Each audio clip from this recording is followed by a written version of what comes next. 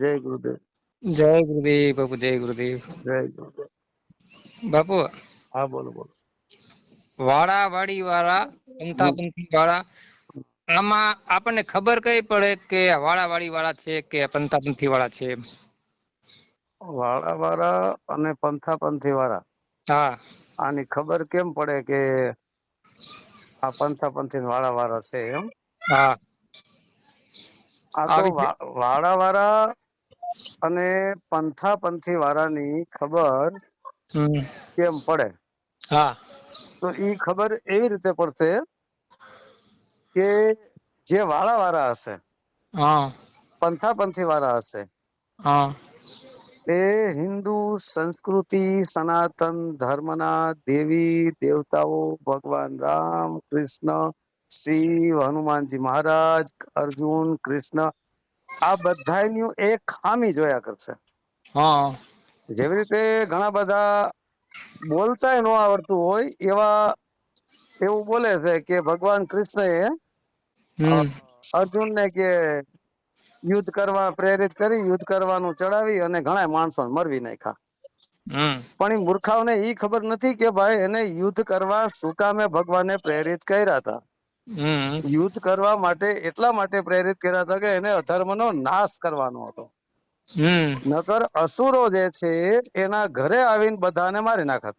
હમ કારણ કે અસુરો એટલી હદ બારના હોય છે કે ઘરે આવીને તમારી બેન દીકરી ઉઠાવી જાય, તમારી માતાને ઉઠાવી જાય, તમારી ઘરવાળીને ઉઠાવી જાય, તમારું ધન દોલત ઉઠાવી જાય, ત્યાં સુધી કાંઈ નહીં કહેવાનું તો શું આ ભગતપણું કહેવાય? હમ બરાબર. એટલે ભગવાન કૃષ્ણને ખબર હતી કે આ અધર્મી છે, પાપી છે, દુરાચારી છે, અત્યાચારી છે, એનો નાશ કરવો જરૂરી છે. હમ કારણ કે જો એનો નાશ ન થાય અસુરનો તો એક પણ મનુષ્યને ધરતી માથે રહેવા ન દે. હા. એટલા માટે ભગવાને અર્જુન એક ક્ષત્રિય હતો અને ક્ષત્રિયનો ધર્મ બને છે યુદ્ધ કરવું અને અધર્મનો નાશ કરવો. હાલની તકે પણ અમારો મતલબ ક્ષત્રિયનો ધર્મ છે કે કોઈ પણ બેન દીકરી હામું કોઈ જોતા હોય એટલે ક્ષત્રિય જે સાચો ક્ષત્રિય હશે ને જોઈને રહીએ તરત હથિયાર ઉઠાવશે. હા. બરાબર. આ ક્ષત્રિયનો ધર્મ છે. ધર્મનું રક્ષણ કરવું પહેલો ક્ષત્રિયનો મુખ્ય ધર્મ છે. એટલે ભગવાન કૃષ્ણ અર્જુનને કહેતા હોય છે કે તું એક ક્ષત્રિય છો અને ધર્મનું રક્ષણ કરવું એ તારી ફરજમાં આવે છે. યુદ્ધ કરવો તારો ધર્મ છે અને તું અધર્મનો નાશ કર. ભગવાનને ધર્મની સ્થાપના કરવી હતી ને અધર્મનો નાશ કરવો હતો ને એટલા માટે પાપીઓનો નાશ કરાવ્યો ભગવાને. જો પાપીઓનો નાશ ન કરાવે ને તો ભાઈ છે તમે હું આ દુનિયા ઘરે રહી ન શકે. એટલા પાપી અસુરો અધર્મ ધરતી માથે વધી જાય. જોકે પાપી અસુરોની અંદર પણ આત્મા છે. અધર્મી પાપીઓની અંદર પણ આત્મા છે. ધર્મ રસ્તે ચાલનારા એની પણ અંદર આત્મા છે. પણ અધર્મી પાપી જે છે એની અંદર જે આત્મા છે એની સુરતા પાપને માર્ગે ચાલી રહી છે. એનું મન બુદ્ધિ ચિત્ત અહંકાર પાપના માર્ગે ચાલી રહ્યું છે. એટલે એવાનો ખાત્મો કરવો જરૂરી હતો. એટલે ભગવાન કૃષ્ણએ અર્જુનને યુદ્ધ કરવા માટે પ્રેરિત કર્યો હતો. અર્જુન લડવા નતો માંગતો. બરાબર. જો અર્જુન લડવા ન માગે ને અર્જુન ન લડે તો પછી દુર્યોધન એનું બધું લઈ લીધું તું છલ કપટ કરીને. બરાબર. એક ખોટું આવીને વચન માગી લીધું અને આ તો વિશ્વાસુ હતો યુધિષ્ઠિર એટલે વચન આપી દીધું વિશ્વાસમાં. એને એમ કે ભાઈ ભાઈ ઉપર થોડો દગો કરશે. પણ ઓલા મૂર્ખાએ દુર્યોધન કોડાએ મૂર્ખાએ અને વચન બિચારો ભોળો હતો, વિશ્વાસુ હતો એટલે એને વચન આપી દીધું. તો ઓલા એ કહી દીધું અને ચડાવનારો મામા શકુની હતો. એ કે તો વચન આપ્યું તમે મારી યાર જુગાર રહો હવે જમું. હવે જુગારમાં છલ કપટ કર્યું હતું. તમે જોજો આજકાલ ઈ જ હજી આયલું આવે છે. જુગારની અંદર છલ કપટ વધારે પડતું થતું આવે છે. હા. બરોબર.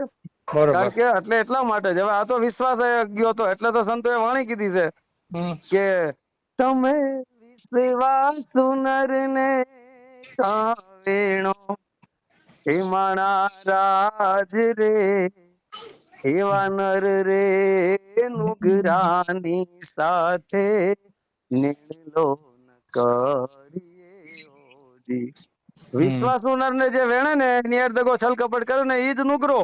હા. પછી 500 ગુરુ હોય તો હું હા. ગુરુમુખી થઈને ફરતો હોય તો હું ગુરુનું લેબલ લગાડ લેવાથી કોઈ ગુરુમુખી નથી થઈ જતો.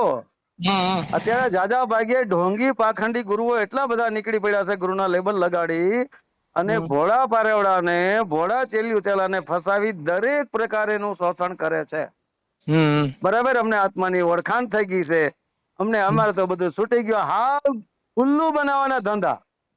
આવો અમે આત્માનું ઓળખાણ કરાવી દે, અમને થઈ ગઈ છે. કાંઈ ન થયું હોય, આત્માની ઓળખાણ થઈ ગઈ, કોઈ દી બોલે ન બોલે. આ બધું દુનિયાને ફસાવાના ધંધા છે. આવા તો કેટલાય નીકળી પડ્યા છે ભગત. એક નહીં, 2-5 વાણીઓ કંઠસ્થ થઈ ગઈ બોલતા આવડે એટલે એકનો એક પોપટિયું ગાન બૈકા રાખે. કુવામાં હોય એવું જ વેડામાં આવે, કારણ કે એનો ગુરુ ને કુવો સમજી લ્યો, નાના વેડો સમજી લ્યો. ગુરુ ઢોંગી પાખંડી એટલે ચેલિયું ચેલા ઢોંગી પાખંડી થાય. પાછા ગામડે ગામડે જઈને પ્રચાર કરે ને પ્રસાર કરે ને પગ ધોરાવે ને પાણી પીવરાવે ને આરતીઓ કરાવે ને હામયા કરાવે. બિચારા ચેલિયું ચેલાને લાખ રૂપિયામાં ઉતારી દે છે. 2-2 લાખમાં 5-5 લાખમાં ઓલા ભોળા પારડા હોય કે આવા ઢોંગી પાખંડીઓની વાહ ખર્ચા કર્યા રાખે. બરાબર, ખબર એકડાનો છાંટો ન હોય. પાછા કે અમને આત્માની ઓળખાણ થઈ ગઈ એટલે અમે બધું છૂટી ગયું. હું છૂટી ગયું કોડા. ગામડે ગામડે તો રેખડ થયો હતો, દુનિયાને ઠગવા તો માંડ્યો. 52 અક્ષરી કથણી બકડી કરીને જગતને ફસવો, એક ગામ થી બીજે ગામ ને ત્રીજે ગામ. એટલે તો કીએ સંતો કે ગુરુવા તો ઘર ઘર ફિરે 1,50,00,000 અપને રૂપ की खबर नहीं, शिष्य करन क्या. પોતાના રૂપની તેને ખબર નથી, આત્મ સ્વરૂપની ખબર નથી, એટલે ભટકી રહ્યો છે. કોરો બકવાસ છે. અમને આત્માની ઓળખાણ થઈ ગઈ, કાંઈ ન થયું હોય. એટલે આવા ઢોંગી પાખંડીઓ છે. આ ઢોંગી પાખંડીઓને પકડવા કેમ કે એનો મુખ્ય મુદ્દો એક જ છે કે એ પોતાના ગુરુની જય કરશે, પોતાના વાળાનો જે કોઈ હશે એની જય બોલાય છે. ઓલા જીવતાની જય બોલાય છે. હવે જીવતાની જય બોલાવાય જ નહીં કોઈ દી. જય બોલાવી તો સત્ય સનાતન ધર્મની જય બોલાવો, સદગુરુદેવની જય બોલાવો. જ્યાં જ્યાં સત્ય સનાતન ધર્મની જય બોલશે એટલે સમજી લેજો હિન્દુ સંસ્કૃતિ સનાતન ધર્મનો સંત છે. અને સત્ય સનાતન ધર્મની જય નહીં બોલે એટલે સમજી લેવાનું કે આ વાળો છે, આ ઢોંગી પાખંડી છે. પંથ અને વાળો એટલે એક ધંધો, બીજું કાંઈ છે નહીં. અને સનાતન ધર્મના ઘોડા પારવડાને ફસાવી અને પોતાના વાળામાં પૂરી દેવા અને એનું ધન દોલત દરેક રીતે લૂંટવું. બરાબર, અને સનાતન ધર્મને કેમ તોડવું, આ જ એનો માસ્ટરિંગ પ્લાનિંગ હોય છે. એને બીજા પૈસા આપતા હોય છે. હિન્દુ સંસ્કૃતિ સનાતન ધર્મના વિરોધમાં બોલવાના એને પૈસા મળતા હોય છે. અહીંથી પકડાઈ જાય. સનાતન ધર્મનો વિરોધ કર્યો, દેવી દેવતાનો વિરોધ કર્યો, ભગવાન રામનો, કૃષ્ણનો, હનુમાનજીનો, અર્જુનનો, અન્ય દેવી દેવતાનો, મંદિરોનો, XYZ. પરમાત્મા સર્વવ્યાપક હોય તો મંદિરમાં છે, કૃષ્ણમાં છે, અર્જુનમાં છે, બધી જગ્યાએ છે. નથી બધી છે. આ તો કે લ્યો કૃષ્ણ વિરાટ સ્વરૂપ થઈ ગયા, અર્જુનને વિરાટ સ્વરૂપ નો કરે. કોડા કૃષ્ણ વિરાટ સ્વરૂપ નું અર્જુને વિરાટ સ્વરૂપ જોયેલું, દિવ્ય દ્રષ્ટિ આપી હતી. વિરાટ સ્વરૂપ વિરાટ દર્શન તો એને કરી લીધા, એક તો થઈ ગયા. આમાં વિભાગ કરે છે, કારણ કે આ શું છે, આ ગમાર હોય. ગમાર એટલે બુદ્ધિહીન હોય. એને ખબર ન પડતી અને એને એમ કે અમને જ ખબર પડે, ખબર કાંઈ પડતી ન હોય. અને એને સાંભળનારા આ મહામૂર્ખ હોય ને એને સાંભળનારા આવડો આ મૂર્ખ હોય ને ઓલો સાંભળનારા મહામૂર્ખ હોય. પોતે હિન્દુ હોવા છતાં સનાતન ધર્મની પાડે. એટલે આમાં આપણે નથી કલમ કરતા કલમ. હું છે ને કોઈ પણ વ્યક્તિગત કોઈ માથે પ્રહાર નથી કરતો. બરાબર, આપણે દેશી કેરી હોય ને એમાં કેસર કેરીની આંબાની કલમ કરી નાખો એટલે કેસર થઈ જાય ને.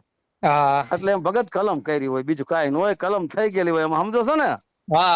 કારણ કે હું બીજું કાંઈ નથી કેતો કોઈને, બરાબર, વ્યક્તિગત. પણ આવા જે હોય છે ને એ કલમ થઈ ગયેલી હોય ટૂંકમાં, એમાં બધું એમ આવી જાય. કારણ કે સાધુ કોઈ દી લીગલી કોઈ પ્રકારનો કોઈની ઉપર પ્રહાર ન કરે. કોઈની વ્યક્તિગત નામ લઈ, જેમ કે કોઈ ચેનલ વાળાનું નામ લઈને, કોઈ સાધુ સંતોનું નામ લઈને જે વ્યક્તિગત ટીકા ટિપ્પણી કરવાની વાળો હોય. હિન્દુ સંસ્કૃતિ સનાતન ધર્મના સંતોને ઉતારી પાડવા, એના ધર્મોને ઉતારી પાડવા, બરાબર, એના ભગવાનોને ઉતારી પાડવા, આ જ સનાતન ધર્મના દુશ્મન, એના શત્રુઓ. બીજા કોણ? અહીંથી ખબર પડી જાય કે આ પંથાપંથી વાળો છે. કારણ કે એની સમાન દ્રષ્ટિ નથી થઈ. જો સમાન દ્રષ્ટિ થઈ ગઈ હોય તો એની પાસે વાદ વિવાદ ઈર્ષા નિંદા છૂટી જાય. આની અંદર બધું ભર્યું છે. બીજાની ખરાબી જોતો ફરે છે, એ વાદ વિવાદ કરતો ફરે છે, ઈર્ષા નિંદા કરતો ફરે છે. અને પાછો કે હું આત્માને ઓળખાવું છું, હું આત્માને ઓળખો. હવે ભાઈ તે ઓળખો આત્માને, આત્માને તે ઓળખો તો બીજા નિંદા જ ન કરે. કોરો બકવાસ કરી ભોળા હિન્દુ પારવડાને ફસાવી અને એનું ધન દોલત લૂંટતા હોય છે. બીજું કાંઈ નથી. એ વાળાને હું કઉ છું, પેલા તમારા વાળામાં તો સમાધાન કરો. અંદરો અંદર બાયધા થયો ઝઘડા કરો છો, પોતાના ભાણાની ઉડાડો, પછી બીજાના ભાણાની ઉડાડવા જાઓ. આ વાળા થઈને મહાન હિન્દુ સંસ્કૃતિ સનાતન ધર્મને શીખવાડવા નીકળી પડ્યા છે. આ કોડાઓ ખાડા ખબોચિયા સમુદ્રને શીખવાડવા નીકળી પડ્યા. સનાતન ધર્મ એ સમુદ્ર ખાડો સમુદ્ર શીખવાડે. આનું કરવું આ બધા ઢોંગી પાખંડી છે. બાકી સનાતન ધર્મ સર્વવ્યાપક છે, દરેક ઉપર દયા રાખે છે, કોઈનો વિરોધ ન કરે. સનાતન ધર્મના સાધુઓને સમજાવવા માંડે, ભાઈ તમે તમારા વાળો બારીને બેઠા તમારો જે બાપ હોય ને એની ભક્તિ કરો. સનાતન ધર્મીને શીખવાડવાની તમારે કઈ જરૂર નથી. સનાતન ધર્મ વાળા જાણે જ છે સનાતન શું છે, તારે કઈ સમજાવવાની જરૂર નથી. તું કોડા ખાલી તારું કર, દાઢા જટા વધારીને ધોરાન કપડા પહેરીને નીકળી ગયા છો. હે ધોળો તો બગલો હોય પણ મનનો મેલો હોય, માછલા એના વિશે વાસના ખાતો પડતો હોય. દાઢા જટા વધારીને બગલાની પાંખ જેવા કપડા પહેરીને નીકળી ગયા છો. સનાતન ધર્મ ને નીચો દેખાડવાનો પ્રયત્ન કરો. બધા મારી દ્રષ્ટિમાં એકેય સંત નથી. સંત છે સાચા.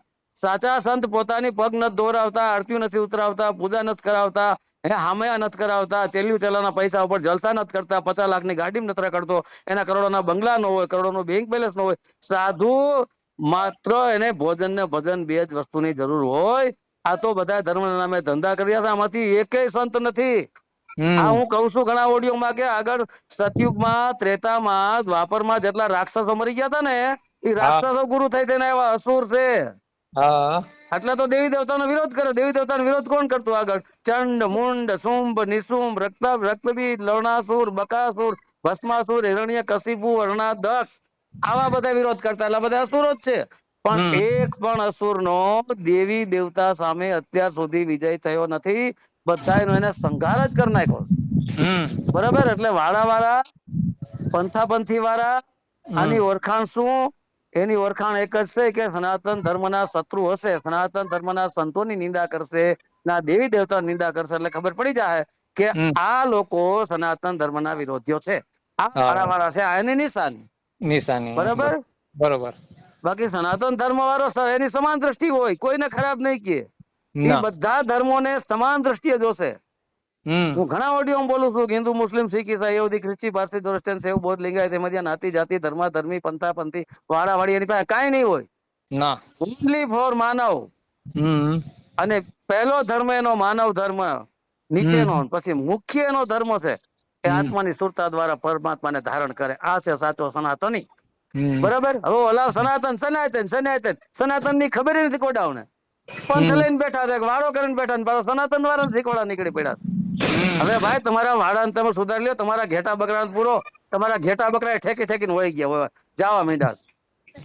તમારા ઘેટા બકરાઓને હવે સિંહ બનવા માંડ્યા, ખબર પડી ગઈ.